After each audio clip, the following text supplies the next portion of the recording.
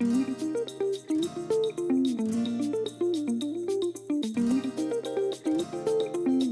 de mon voyage au Portugal en 2015, j'ai rencontré Carolina, une Brésilienne qui m'a invitée à connaître son pays. En 2016, pour les vacances de Pâques, je suis partie 10 jours et j'ai visité les villes de Sao Paulo et Rio de Janeiro. Elle parle seulement le portugais, alors ce fut une belle expérience d'immersion pour apprendre la langue. J'ai rencontré sa famille et ses amis et j'ai constaté que c'est un peuple très chaleureux et joyeux. Sao Paulo est la plus grande ville d'Amérique du Sud et une des plus peuplées au monde. Elle est la capitale économique du Brésil. Cette ville fut fondée par des jésuites portugais en 1554.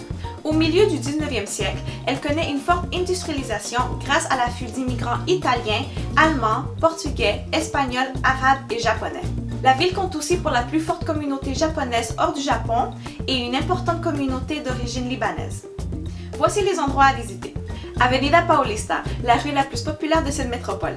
Il y a plein de restaurants et de magasins. Vous y retrouverez aussi le musée d'art de Sao Paulo, le MASP, situé en face du parc Trianon.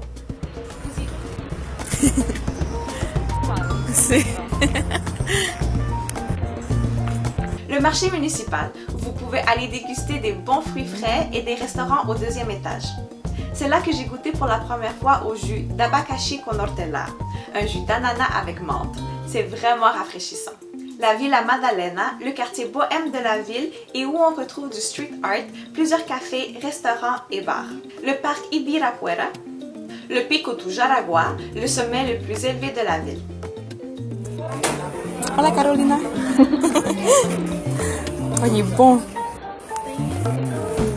Le musée de la Résistance, aussi nommé le Mémorial de la Résistance. Cette place est l'ancien centre de torture, d'emprisonnement et où des personnes ont été assassinées durant la dictature militaire entre 1964 et 1985. J'ai vraiment été touchée par les histoires et les injustices qui ont été commises.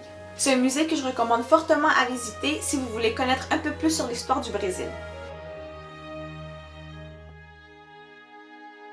Pour la fin de semaine de Pâques, nous étions à Rio de Janeiro. Fondée en 1565, elle est la deuxième plus grande ville du pays. Elle est surnommée la merveilleuse ville. Elle est mondialement connue pour son carnaval et elle possède d'autres attractions qui la rendent célèbre dans le monde. Nous sommes restés dans une auberge de jeunesse et nous avons fait connaissance de deux Françaises qui étaient au Brésil pour un échange étudiant. Voici les endroits que nous avons visités. Nous sommes partis ensemble visiter le mont du Corcovado pour voir la statue du Christ Rédempteur qui surplombe la ville. Même si c'était rempli de touristes, j'ai beaucoup aimé mon expérience et surtout d'être aussi haut dans les nuages.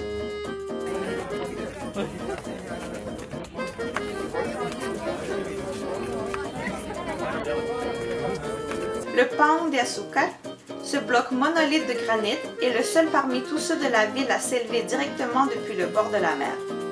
Il faut prendre un téléphérique pour se rendre sur le pic. Llega a 393 metros a nivel del mar. Il y a même des singes et la vue est magnifique sur la ville.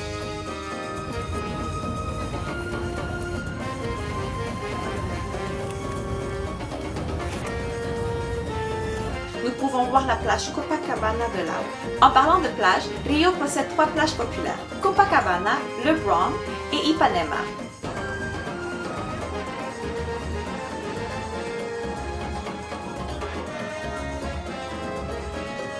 À Ipanema, ils ont un petit marché avec plusieurs kiosques. À la fin de la journée, nous nous sommes régalés avec les fameuses crêpes brésiliennes faites à base de tapioca. Escadaria Selarón. L'escalier est orné sur toute sa longueur de plus de 2000 carreaux de faïence venant de 120 pays différents. L'escalier est une œuvre de l'artiste d'origine chilienne Jorge Selarón, résident du quartier et arrivé au Brésil en 1983.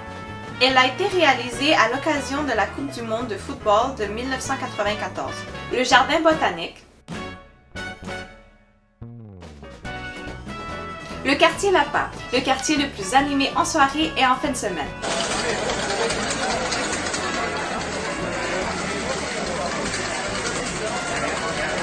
Je me suis vraiment amusée avec les filles à danser sur la samba. Bon, à essayer de danser sur la samba.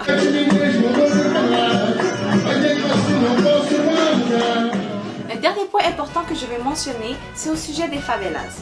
Mon amie brésilienne m'a expliqué qu'elle était contre ces fameuses visites guidées, car elle dit que les personnes qui y habitent ne sont pas des animaux comme dans les zoos. Alors par respect, je n'ai pas visité les favelas. Pour la fin de mon vlog, bien sûr que j'en parlais de la nourriture brésilienne. Voici quelques plats et breuvages que vous devez absolument goûter. Feijoada ou arroz com feijão, du riz avec haricots, churrasco, grillade de viande, pão de queijo, petit pain au fromage, coxinha do frango, un mélange de poulet haché enveloppé de pâte et façonné en forme de pilon qui est pané avant d'être frite, brigadeiro, une confiserie chocolatée. À Sao Paulo, ils sont reconnus pour leur pizza. J'ai mangé au restaurant Família Chicarino et c'était délicieux. Les smoothies de fruits. Mon jus préféré fut celui d'ananas avec menthe, mais j'ai aussi beaucoup aimé celui de fruits de la passion, qu'ils appellent maracuya. Caipirinha, un cocktail brésilien préparé à base de cachaça, de sucre de canne et de lait. J'ai vraiment aimé mon voyage au Brésil. Le Brésil, c'est un pays que c'est sûr que je vais retourner et plus qu'une fois. Le Brésil est tellement grand que je sens que j'ai seulement visité le 2% du territoire. Donc je sais qu'il y a beaucoup à découvrir et je suis très curieuse de connaître les particularités des autres régions. Et cette fois-ci, j'espère être meilleure dans mes pas de samba et aussi apprendre à danser le foro. Si vous avez des questions sur le Brésil, écrivez-le dans la section commentaires et vous pouvez aussi me suivre sur ma page Facebook et Instagram où je mets à chaque semaine des informations sur les pays que j'ai visités. Et n'oubliez pas de cliquer sur like, de partager et de vous abonner à ma chaîne. Obrigada!